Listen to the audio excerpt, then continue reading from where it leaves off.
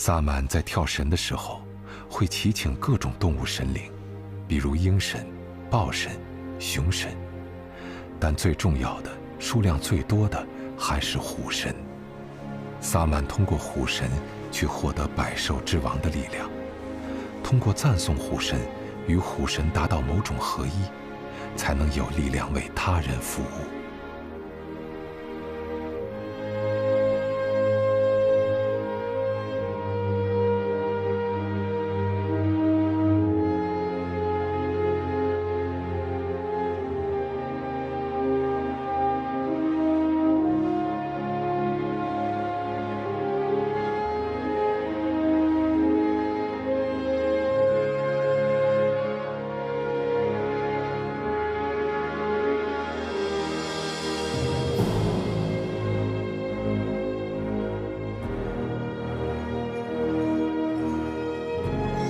满族人呢信仰万物有灵，